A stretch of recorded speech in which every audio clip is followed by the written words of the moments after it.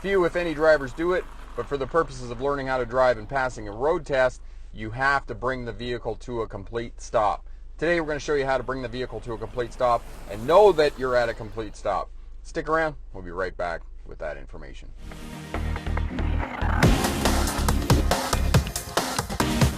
Some will say that the vehicle's at a complete stop when the tires stop turning.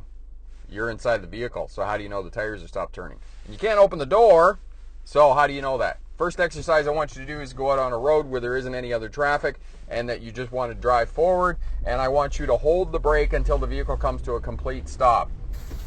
Hold the vehicle, don't let up. And what you'll notice is that when you go forward and you hold that brake until the vehicle comes to a complete stop, the vehicle bounces back. So what's happened is that the vehicle is two pieces. This is the frame, this is the body of the vehicle. So what happens when you come forward, the whole thing settles down, and when you bring the vehicle to a complete stop, it snaps back up. The way that you want to brake for a nice gentle brake is you come forward, you brake, just before the vehicle comes to a complete stop, release the brake pedal and reapply. That way, it allows the body to settle back on the chassis and you come to a nice smooth stop. Now, bringing the vehicle to a complete stop, some driving instructors will say to you, oh, just stop for 3 seconds, count to 3 seconds.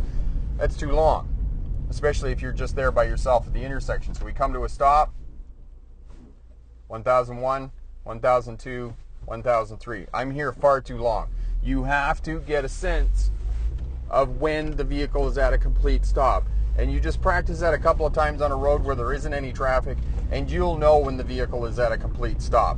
Because you just come up, and as soon as the body rests back over the chassis, the vehicle is at a complete stop. And you need to know this as a beginner driver for the purposes of preparing for your driver's test and passing your driver's test. Because unlike every other driver who's coming up to a two-way stop or a four-way stop, you have to bring the vehicle to a complete stop for the purposes of passing your driver's test. If you don't come to a complete stop consistently over the duration of your test, you're not going to be successful. So you need to know how to do this. This is one of the fundamental skills of learning how to drive. Again, we come up nice and slow. The vehicle is about to stop. We release the brake, reapply. One last point about bringing the vehicle to a complete stop. If it's in the wintertime, slow down and bring the vehicle to almost a stop, back from where you actually want to stop, and then creep up to where you want to stop at the stop line or before the crosswalk for the purposes of your driver's test. That way you'll in fact get stopped at the spot that you need to stop for the purposes of passing your driver's test. For another video, click here. To subscribe, click here. And remember, pick the best answer, not necessarily the right answer. Have a great day.